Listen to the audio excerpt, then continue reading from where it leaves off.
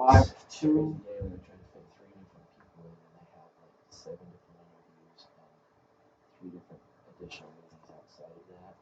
And they are all going to try to teach. Yeah. What are we hiring? Posted for a web design, a web development teacher, and a information security teacher. Okay. Doesn't always guarantee that that's what they'll always teach, but that's what they're posted for. Yeah, 2:30 web development, or like just in general web development. I think what we're trying to get is people that have some depth, but also have the ability to teach across classes. So this candidates that we have are the one guy that stands out in my mind. He's really good in the development area, but he's also really good with DevOps and operating systems and virtualization kind of stuff. That's just so important to me, that he's got depth in one area, but he's also got some depth in that here. Right. I mean, because when you go into an industry, a lot of times you only focus on one area. And over the time that you're a faculty member, you need people to be able to rotate around, because all of us, except for maybe two, there's like two guys in our department that still teach the same things that they learned when they were in college. Mm-hmm. Almost all the rest of us, we've had to learn new stuff that we never learned in college.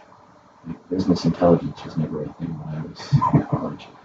I did take project management, but the security that I teach now is completely different than the computer security that I learned when I was in college. Yeah. The technology changes so fast.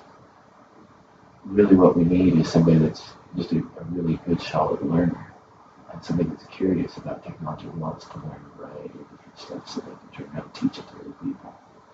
That's what we need in a teacher now. It's not just a specialist in a single area. We need people that can continue to keep pace with the changes in industry, can understand the fundamentals, but also are looking always on the horizon. Right. Yeah. Just like company recruiting, a lot of times, if you don't know a language, they'll still hire you if you proficient in another area or like different language. Mm-hmm. You have good learning ability, they're likely to hire you too. It's not a bad question. Okay. So that day we didn't like concluding. Well, maybe we did end it. But I was going to say, despite the new question that you added, is there any other one that you would like? Yeah, for the survey, we're trying to put it together. Me and Napoleon are going to send you to after he talked to you today. I think there's some fun with you. But this is the one that you wanted to add. Does that make sense? I would add the word learning at the end. So, what are you learning and doing? What are you? Oh, no, I guess you got learning. What are you learning and doing? Okay.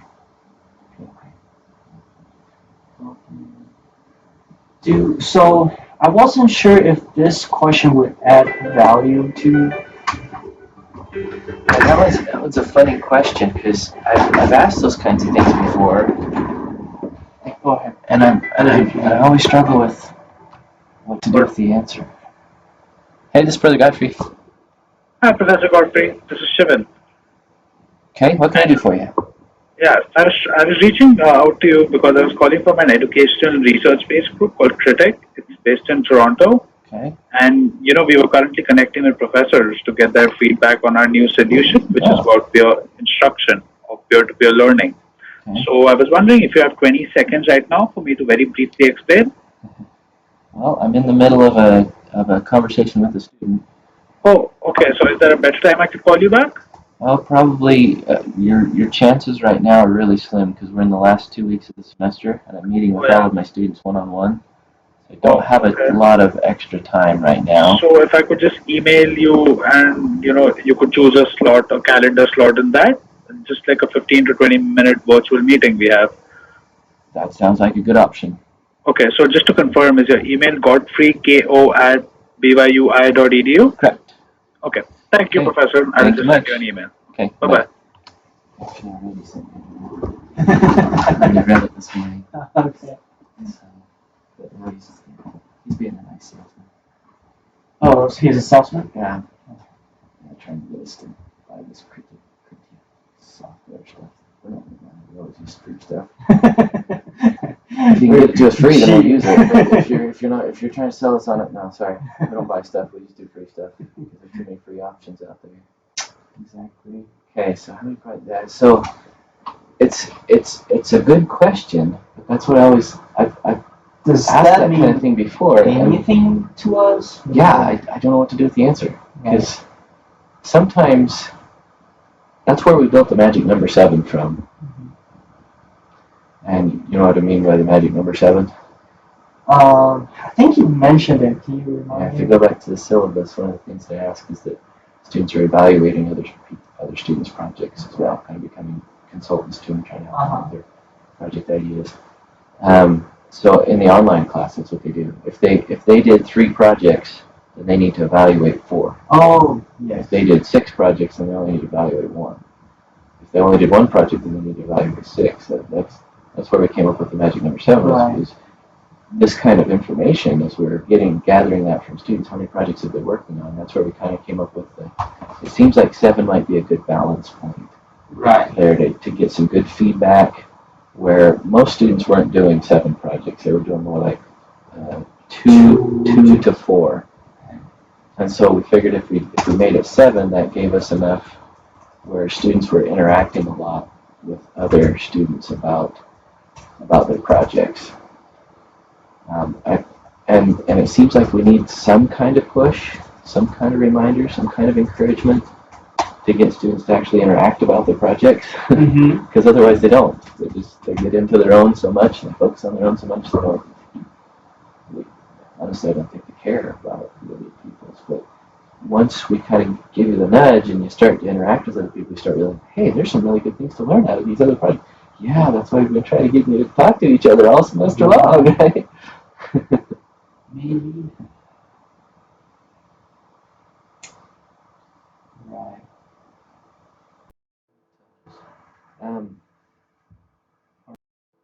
If we ask this one, maybe it might be good just to remind of the syllabus and just remind how many projects were involved in, how many have you evaluated, and just cite them back to the syllabus that reminds them. This might be a good place just to remind of that piece. No, that makes sense. That way it gives us a little bit of purpose to having the question. Okay. Because I think what it'll do is help me figure out if 7's the right magic number or not. Because if I start getting feedback of students who are doing 2 to 4 projects and giving feedback to 3 or 4, I can start asking the question, does this feel like too much, not enough?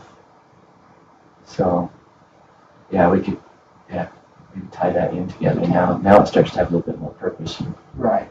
So interaction. I'm going to reword and add the other question. Okay. Maybe I'll make just a comment on the question. Or I don't know. And maybe a follow-up question after that is, would you advise, or what magic number would you recommend? After the students went through this, now we'd ask them the question, what magic number would you recommend?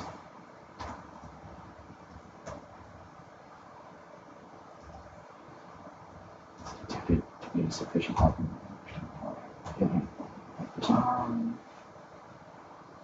Yeah, it works.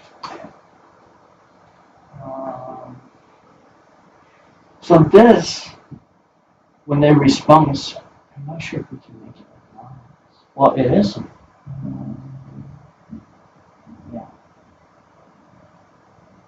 I'll probably go over by default it is anonymous. Because this is Google Forms. I don't know if when they log, it shouldn't. It doesn't pick it up unless you, in the survey, you can require authentication. authentication. name. Oh, okay, I And see. if you require authentication, then you can gather the name. But if you don't require authentication by default, it's anonymous. Yeah, okay. So Oh, sorry. the attendance question. I'm not a slight.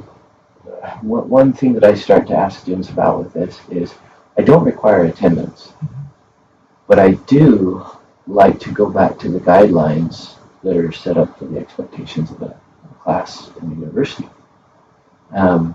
Maybe this would be how many hours do you spend for this class a week? And Something like I that. think we need to get better quality feedback on it. What I would want to ask is,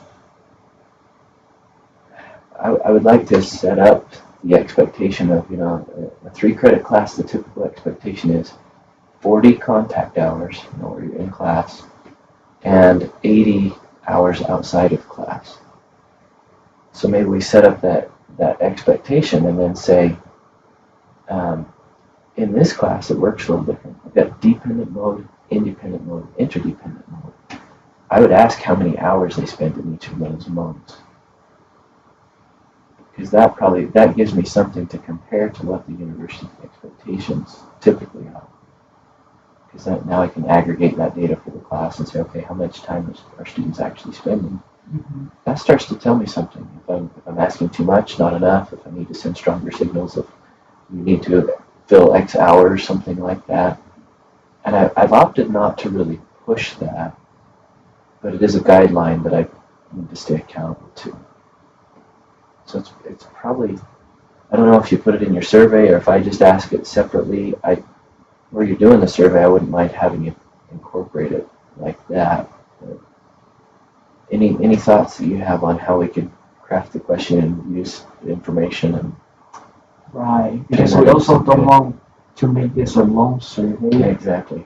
And so people just don't answer. Mm-hmm. So we might not want to do it here, because I tend to do it in the one-on-one interactions. Right. When people come in to settle up on the class and that kind of thing. I mean, so this, I think eventually, after this semester, I hope this can be a use for you to kind of show the students in the beginning of the semester. That'd be great. Turn around and show it to the next. What is my expectation and what are some things I try to evaluate when you come in at the end of the semester? Mm-hmm. So, that'd be great. Right? Would you like that? I would love that. Because, I mean, this is probably too late for our class to ask all those, but if you can show the student at the beginning of the semester in the future and help them see this is what I'm looking for. And this, I try not to do, I try to do things in the class that have been recommended by students. Because if it comes from you guys as students, then I feel like it's not just me telling people what to do. Right. If it's coming from you guys and you recognize some value in it, then I feel more confident in promoting it and saying, hey, other students have found this valuable. Here's their advice, here's their recommendation. That way, I'm still inviting you guys to act and not be acted upon. And I can still say, what I do in the class greatly reflects what students are contributing to this class over time. I'm inviting you as a student this semester to take their advice and also contribute your advice on how to make this class. Because doing what I do, I actually do it because other students have recommended. I've had them tell me, this is what I think it means. And so the vacuum thing that I do, where I kind of back off and just let you do, that has come from both employers and students. Not all students say this. Some students will say this, but almost all employers say it. What we need is students that can stand on their own and can figure things out on their own, can learn on their own. Yeah. And so I try to honor that and say, okay, I'm going to give you a shot and do this as much on your own as I can. I'm trying to open up more space for you to be the one acting rather than just always responding to what somebody's demanding of you. And that's a fun, tricky balance to try to strike when education doesn't function like that, and people just reject that notion a lot of times. And so I want to be supportive. I want to give you what you need, but I find that there's at odds what you need and what you want. What we want isn't always what we need. So I'm trying to figure out how to navigate what students really need and how to give it to them. But I also want to personalize that. If a student is just exhibiting a lot of frustration, I try to turn that back around and say, okay, now it's time I can step in a little bit more and try and get you back on your feet to lessen that frustration and get you back into learning mode. And that's how I try to approach it. Is I give you a lot of space until I start to see frustration, and then I try to step in and say, okay, how do we fix this? How do we get you back on your feet, get you back on a path that's moving forward? And so I don't know that it always works, but I'm still trying to figure out how to make it work. It's a tricky question. It is. It's just how to find that balance. It's that first outcome that just, it's kind of the hinge point in this class. I want to help you grow in your capacity to act and not be acted upon. That makes everything else in the class difficult to figure out how to make it work. Yeah. It's, well, just like kind of what I mentioned last time, the reason why I said that if we can have just a little bit of, maybe 10 or 15 minutes or a quick knowledge share about project management. It can be experience from you or anything. And I think that's valuable. I think we're trying to keep the retention of attending class higher. And I'm not saying it's going to take away all the freedom you try to give the student and let them be like independent and learn on their own. But I'm thinking it might help higher their interest, hopefully. For some of them might, for some of them won't, and we can't really control. Yep. And no matter what you do, you're going to get some engaged and some that won't. I've tried a lot of different approaches, and I always get the same thing. Some different styles engage well with different students, different formats, different ways that I've tried to approach the class. So I try to leave the ball in your court and in the court of the class to figure that out and start to recognize what each student needs and how we can build around and build on them. I know I need to give a little bit more of a push for people to raise that bar, because we all want to just lower the bar. I love this quote that I heard once. It was, education is the only thing that I'm aware of where people will pay more money and then push to get less. They'll pay good money to sign up for classes in college, and then they spend the rest of the semester trying to get less out of it. Who does that? Everything else that you pay good money for, you try to get more out of it, But for some reason, education, we'll pay good money for it, but then we want less. And they start complaining like, oh, tuition is too expensive. And, It's like, but you pay for that and you don't go to class, then so you just go other place, don't come here. The issue is, don't waste your money here. Learn how to invest your money into real education. Learn to invest your money in a place that's really going to give you what the promise of education is all about. It's really going to help change you and help you become something more than you were before. That's the promise of education. Why do we go pay for that and say, I don't want it? Here's my money. Don't give it to me. Don't help me be a better person. I just want to be who I am. But here's my money. Now don't change me. It's a funny thing. So for that question, would it be best that I put it as a text question? Like, how many hours are you spending for each? It would be harder for us to just make it, I think so. Text-based would be fine. Just kind of give you an overview of, you see all those numbers. Well, I guess you could just do it as sub questions, and then they just respond with a number. I don't like the it's not that customized than Qualtrics. I like Qualtrics. Better to build with. I do have access to Qualtrics. I might put it on couple of tricks. Do that. Cool. Because you can even write some code, JavaScript. Yeah. I like that. So I think that I would ask But okay. 3 separate questions. How much time are you spending in the dependent mode? How much time are you spending in the independent mode? And I would probably word it this way. How much time have you spent growing as a project manager in the dependent mode?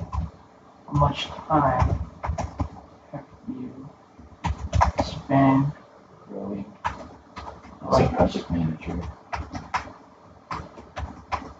dependent mode?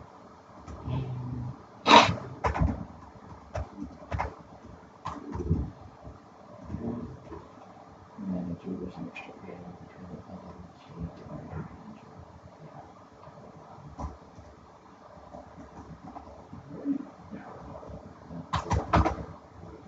This will remind me. Okay. So, should we just take this out, or is still, or the numbers you want differently? I guess if they respond with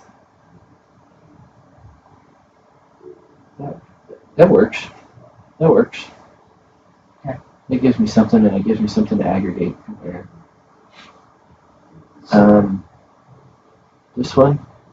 This one gives me a little bit more insight. Because if they have a higher attendance rate, and they tell you why I attend, what I like about it. Yeah. If not, then you can see. And maybe a corresponding question here of what would you recommend to make class more valuable, class time more valuable? Okay. Because that gives me something to try and work on for next semester. What would you suggest? Mm-hmm. How we spend the class time, or just how could we make the class time more valuable or more worth your time, or more worth your attendance, something like that. Make the class valuable. Okay. Sounds good.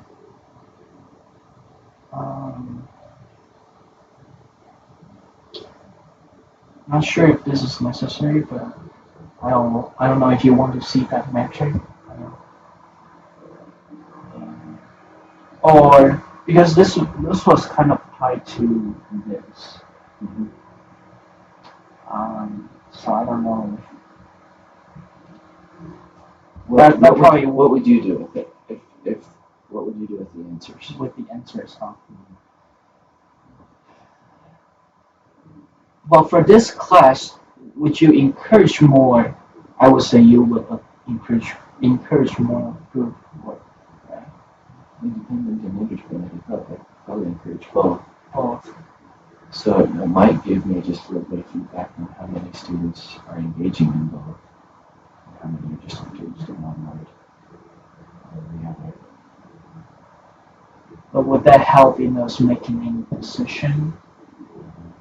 Right. It might be informational for students next semester, so we can give them the results of the survey. We can give them, I don't know if that would really do much for them. Yeah. So it doesn't.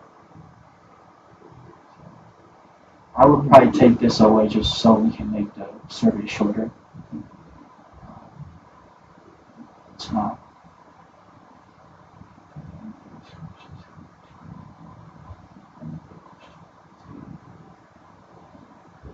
Would there be? Oh, well, we have others.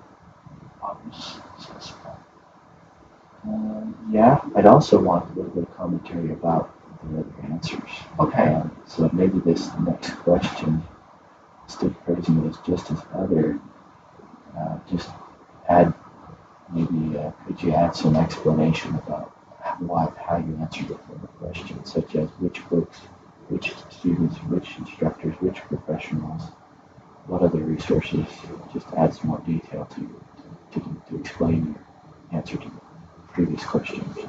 Okay. So, would you like a separate question, or do we want to keep this? Do we want to know where other sources from? think it'll be. I'd probably keep the two questions separate, but just maybe reread this one. Could please explain your answer with further detail? The answer to the previous question, the details of the answers.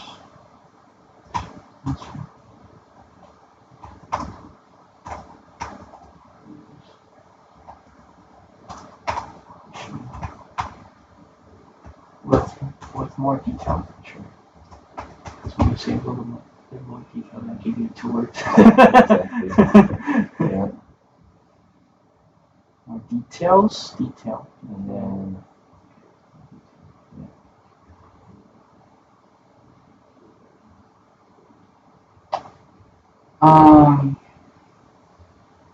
this, is there a better way to ask this? Let's see. Different in this course, or Sure. to see.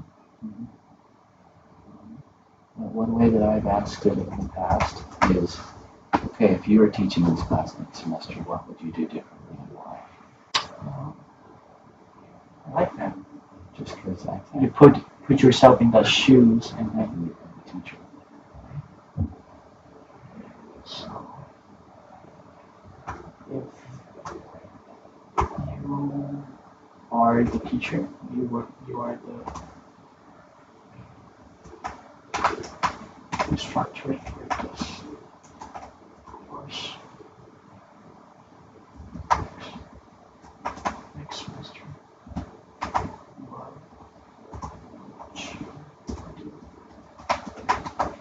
What would you do?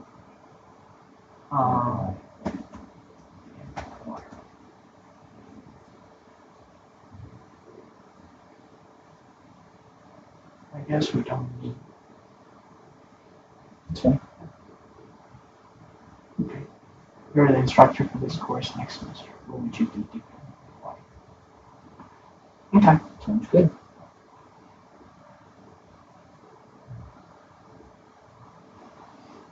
I like it. It seems like it's getting us more towards something that's going to really move us forward, bring about some improvement, I think. And can you share it with me so that I'll be able to see the responses? Yeah, for sure. Okay. Because that way I could share this. I could share this with the class next semester. I think it's this one. Okay.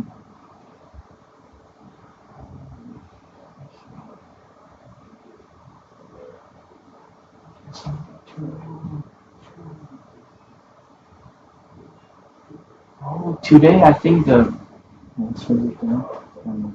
school internet is having some problem. It won't authenticate. So Really? we're having problem with Teams. Microsoft Teams. Really? Those are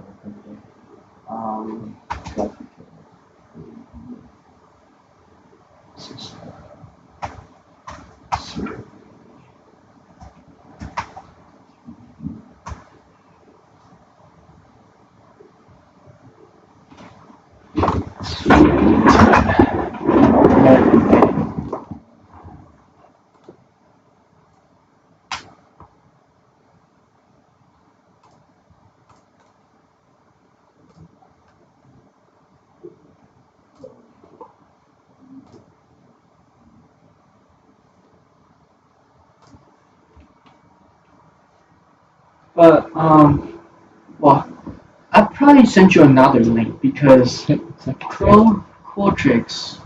We were talking about using Qualtrics. I might migrate this whole survey to Qualtrics. That'd be fine. So I'll if I do that, I'll give you another link. Well, anything else you wanted to hit today?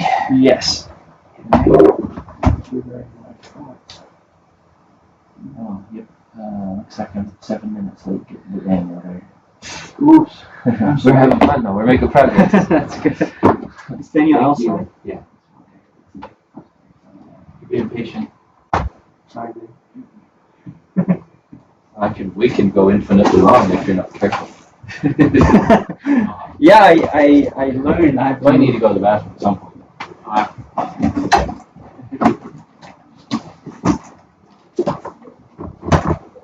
That's That's pretty good if you can get to that point of being infinitely patient. I'm jealous. We don't need that patience. No kidding. I'm not to that point. All right. Yeah, thank you. Yeah, I'll see you. man. I'll see you. How are you? Good. That was a good meeting. Awesome. He's making good progress here. Yeah, I'm sure I'm gonna let you down, so that's okay. Now that's confidence. Now I've been reading a good talk about that.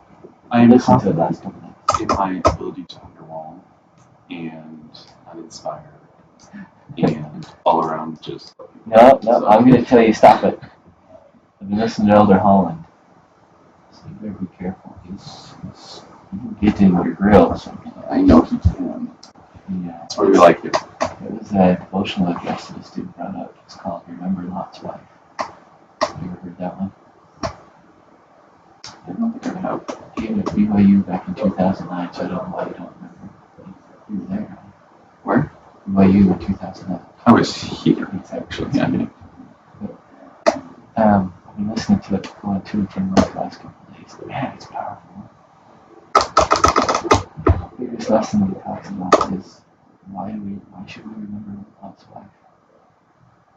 You familiar with the story? Yeah, so they're leaving Sodom and Gomorrah, right? And she's the only one that looked back because they were commanded not to. Mm-hmm. And then she turned into herself. Mm-hmm. So he expands on the whole concept and basically talks about how a couple of different perspectives. When we look back and want to stay in the past, and want to stay the way we are,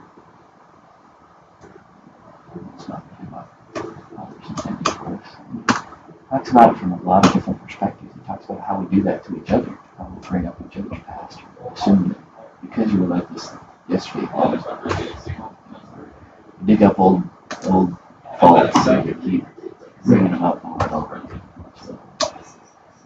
And so I shared a couple quotes with my family about it just this morning.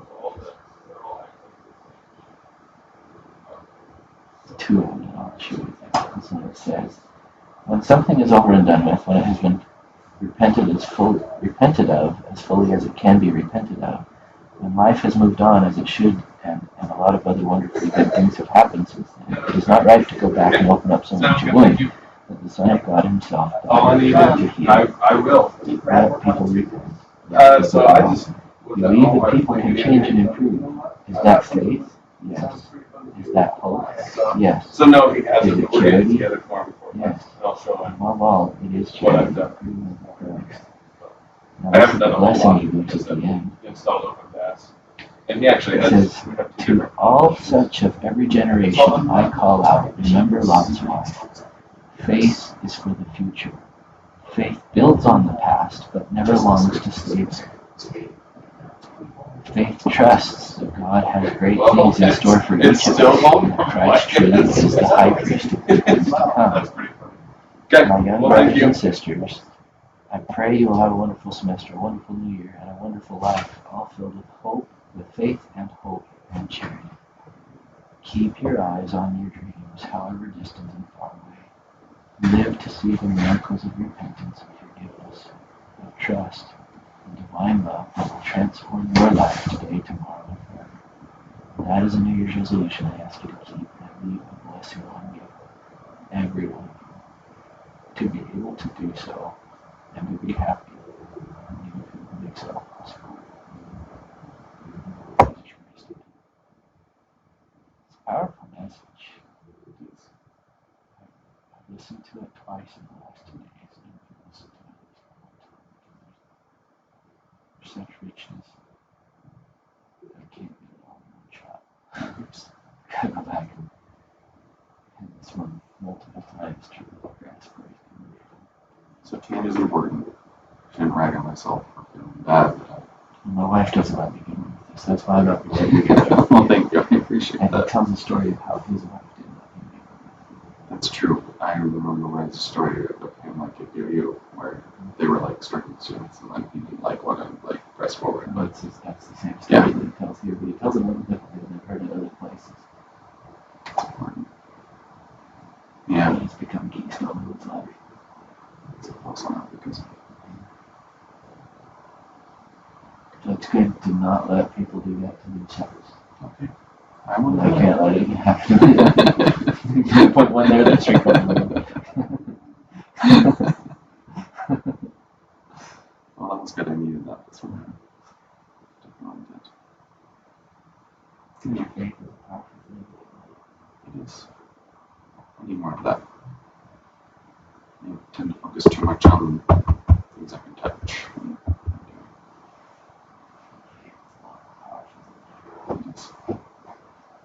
It's that letting go. That's the hard part.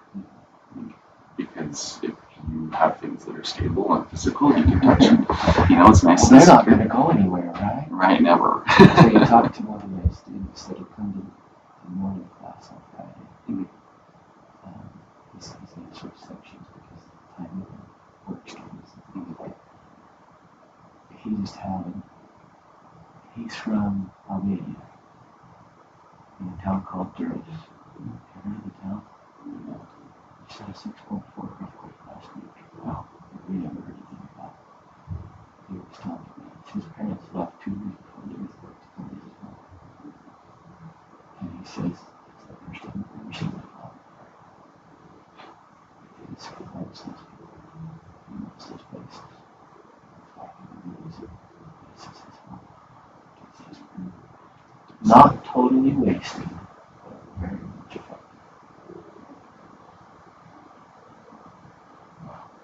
All the people they know are safe. It's really a town. That's what I say. Seems wrong. Solid, They're right? solid. They're not going anywhere until they do. It's like some of the importance of the immutability of faith. It's its capacity to help us beyond and transcend the rest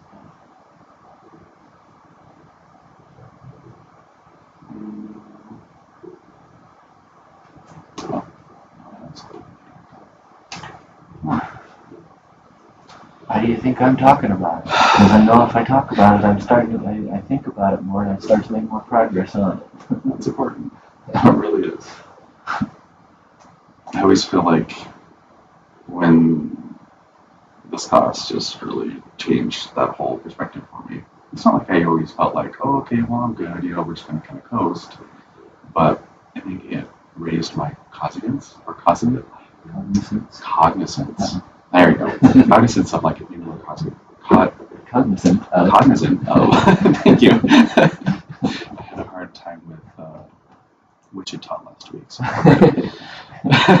but it made me more like aware of those things. Like, okay, so that self-awareness, not only as a project manager, but it's like, okay, how am I doing in these other areas of my life?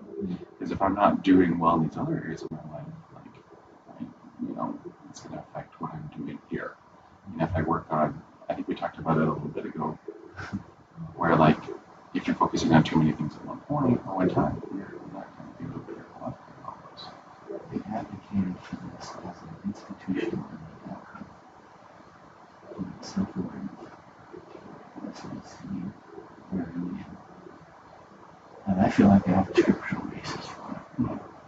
It's DC 90, 76, 94. That's about. These are the seas they are seen and those they know. And then Alma 41.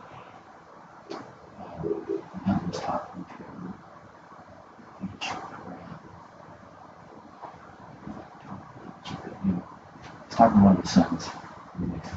These are they that are their own judges. I love how the language, these are they. It's the same phrasing, two different prophets, two different areas. They're both talking about what qualifies people for this left humanization.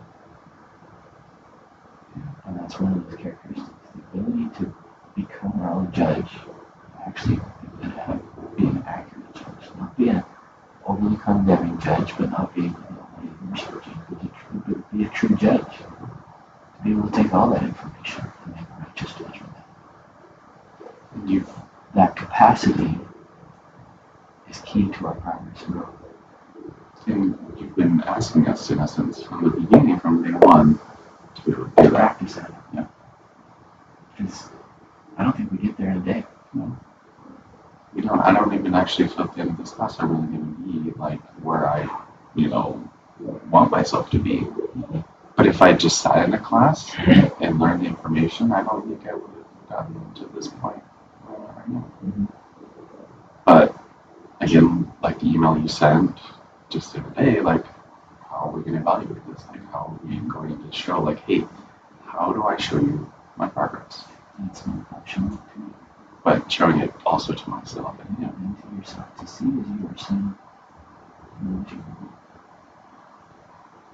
And I have a very circular way of showing that. But it leaves out a lot of holes. It does. And any other grading system that I've ever tried, the problem leaves a lot of holes. But this pattern starts to make it become more complete. When you seek for that, when you're trying to find it, it's the what back I have question. It is extremely powerful and very important. But it's the one that brings us the most growth. And then, as I was pulling in my heartbeat spot this morning, I thought that too. Because if we're comfortable, we're not changing. In the afternoon class, one of the students made an awesome comment to the class yesterday. She said she does comedy improv on campus. Oh, wow. And she says, it's through that I started to recognize the value of feedback.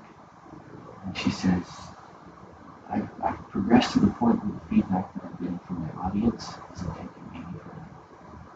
Because I've learned to really seek that out. And she says, now I'm just getting the same kinds of stuff. And so she was kind of bemoaning the fact, sometimes I just get stuck. And you'll get to the point where you're not going to go much further. And I said, until you find a better expert. And she says, okay, you're right. And she says, I've actually found one this semester. And she says, it's this lady that, she said, I Facebook stalked her. Because she's this comedian that she's heard about. And so she said, I Facebook stalked her, and I reached out and made contact with her. She contacted me back. And she's given me a lot of stuff to really think about and work on that I hadn't considered. And so somebody else made that comment. So yeah, you keep finding the expert. What happens when you run out of experts? He said, I know one. I bet I could help you find one. And they all went, yeah, you're right.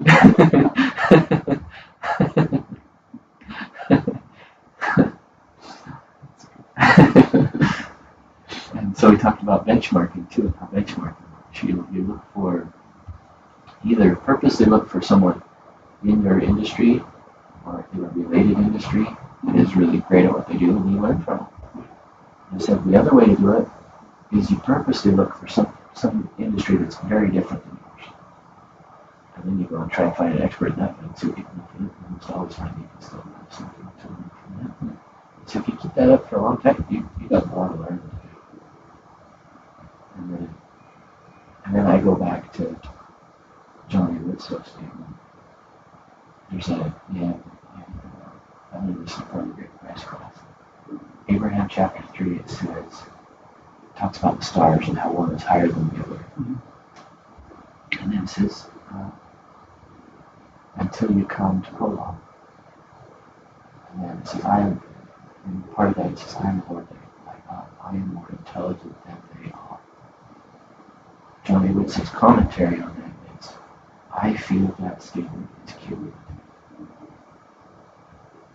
Meaning that however much intelligence that all of his children have, you add it all up, you stack it all up, I'm more intelligent than they all.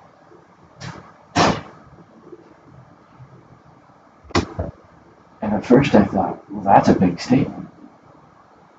But then it helped me understand the tone of it. How is that? How is it that he's more intelligent than because he's experienced all of this, he sees it completely, he's felt it, he knows it. It's not a boast. Because it's true. It's a statement of truth and light. It's interesting. Wow. You're going to have to tell my mom twice.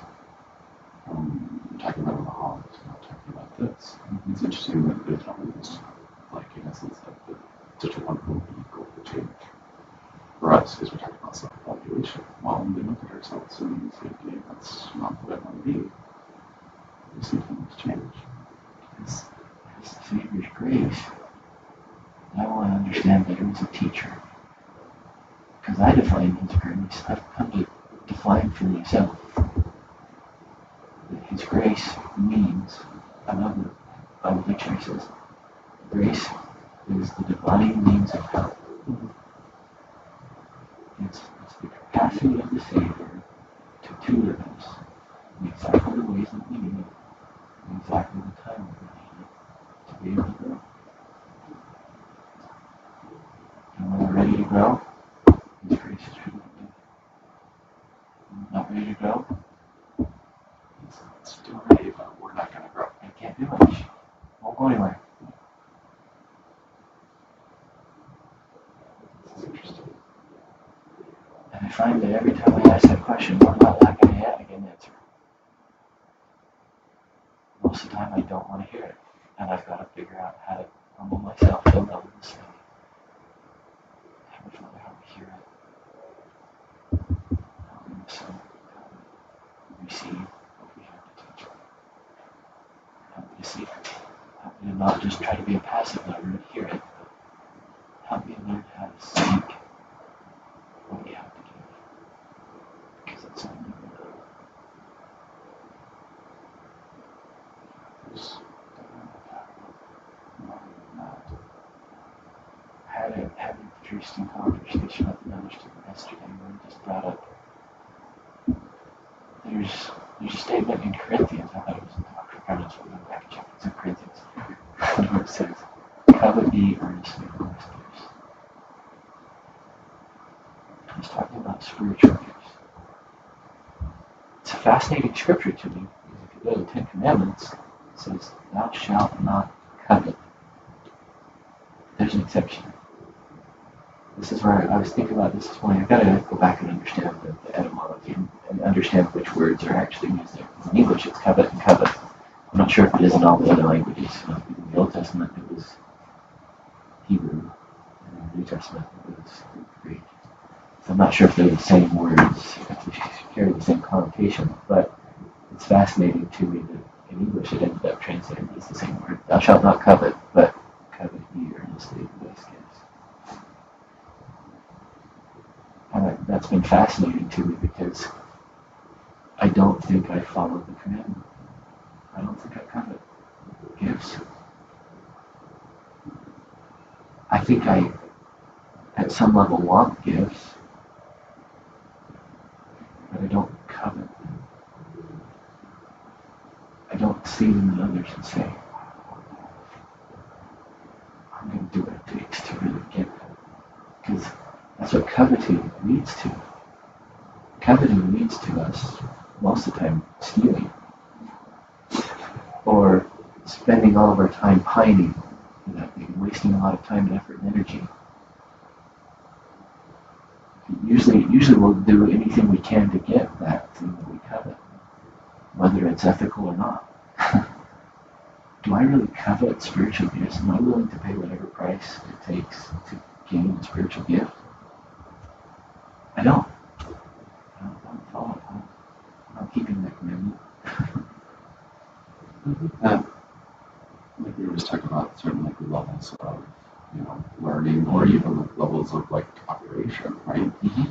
I mean, I think that's like the top tier of like enlightenment or something. I don't know. I don't know the words. English isn't working for me today. But I think that coveting is like the top of like a pyramid, you could say. And there are other levels to that. And so we're not quite operating on the top. Doctrine and Covenants says the same thing, but the word that says, seek ye earnestly the best gifts. That's what I heard. That's what I thought of. So, I think coveting just adds another level to seeking. Seeking, how much are you seeking? Are you really seeking as much as you could be seeking? really what it's saying is then the way I organize it in my mind is we can want, then we can. It's a good start. It's a good start. You have to just start with desire somewhere. Or actually, we can even go one step lower and say we could desire, and we could want, or I don't even know how this would really. But there has to be something where you basically at the bottom you don't do anything. You want, desire, seek, and then kind of. That's a good pattern. I find that pattern in a lot of quality-related issues. But there's levels and layers. Levels and layers. I like it because it makes sense to me, and I could put it in little boxes and organize it. This is. Did I talk to you when I do this funny triangle with all the funny rules across it? I was talking about levels and layers with somebody else. No, but I've seen that. It's house quality.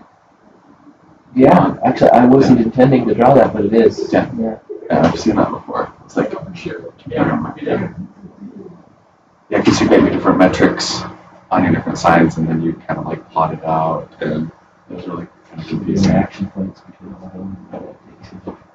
Really, it's a mechanism to just get us in a quality place. I think it's what it is. It's how the thought process. And if you want to organize it differently, you're welcome to. It's just somebody's system for how they like to think through quality issues. Interesting. Because there's so many different ways to do it. Quality is a funny animal. But, Okay. well, I always come up with plan with something, and then we take some tangent that takes us down a completely different road. And then it's like, okay, so how does that apply to what I had to do today? But it does apply. Because we talked about evaluating ourselves, but then seeking the best gifts or coveting those gifts. I think about that in learning.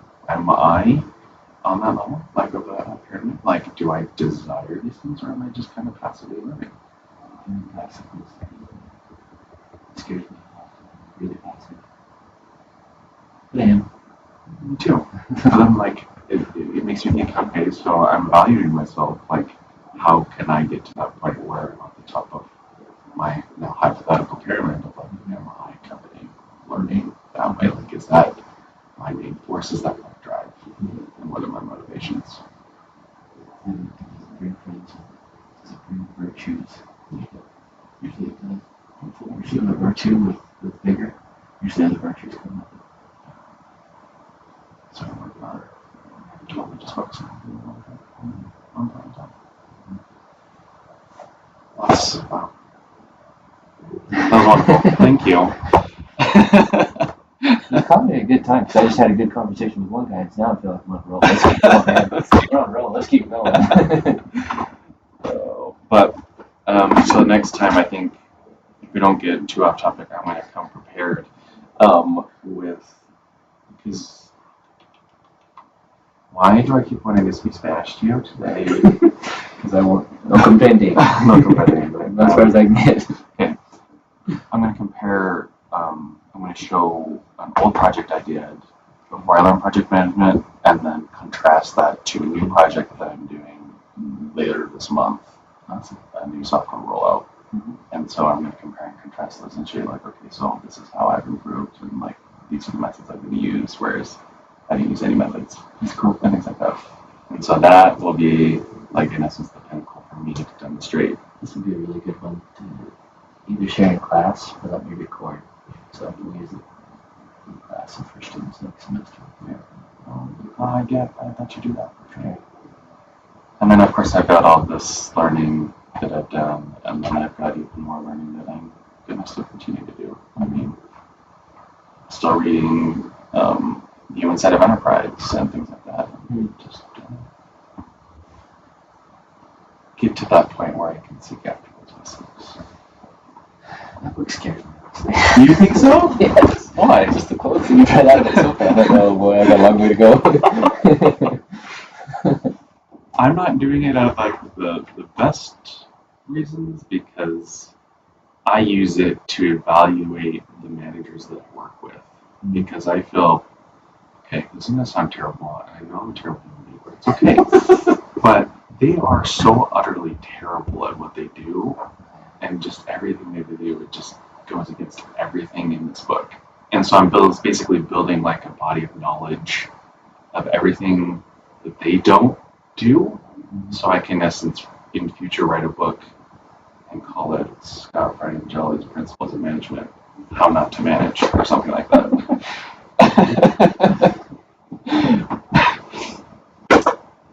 Yeah, that's really bad, but I guess I want to be a good manager though. Like, I really honestly want to be a better manager.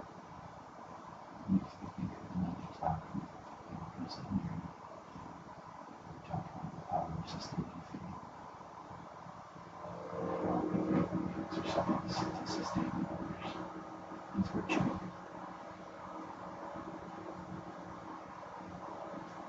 Some example. Yeah. It's not. I catch myself even on the campus sometimes when exercising. Just force. It's hard when they're moving over for some between the cracks.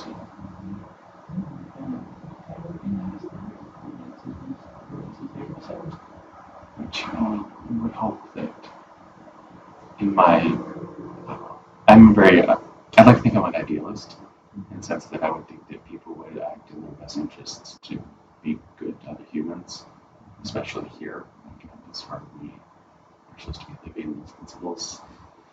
Whereas, like, in another, enterprise corporate environment, like, we would probably not see those kinds of things. People are people. Oh, well, I'm sorry I didn't make it to class Monday, Tuesday, by the way. Student food. Thanksgiving. Best Thanksgiving ever. So, Black, that was when in his email had an email for Brother Black, his English teacher. So it was going to kind of go around. Yeah, I got it from work.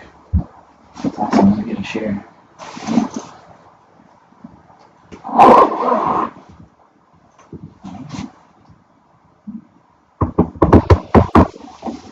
Okay.